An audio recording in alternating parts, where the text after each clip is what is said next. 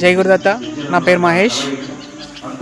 నేను తెలంగాణలోని మహబూబ్నగర్ జిల్లాలోని మక్తల్ మండలంలో మందనగూడ గ్రామంలో దగ్గరలోని మహనీయపురం అనే దత్తక్షేత్రంలో ఉన్నాను. తెలంగాణలోని ప్రసిద్ధ దత్తక్షేత్రం ఇది. ఇక్కడ శ్రీపాద స్వామి అంతర్ధానం అయిన తర్వాత చనిపోయిన వల్లభేషిని బ్రతికించిన స్థలం ఇది. గర్భగుడిలో రాయి మీద దత్తర స్వామి వెలిచారు. 3 ముఖాలు త్రిశూలంతో కనిపిస్తారు.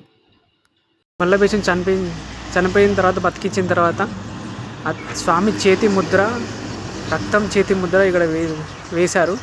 దాని కింద 5 నెంబరు స్పష్టంగా కనిపిస్తుంది. 5 వ్యక్తులు ఉన్నందుకు 5 మంది 5 నెంబరు.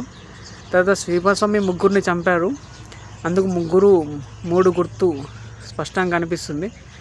దాంట్లో 2 మాత్రమే బతికినందుకు శ్రీపాద స్వామి చేతి ముద్రలో 2 వేళ్ళు మాత్రమే కనిపిస్తున్నాయి స్పష్టంగా.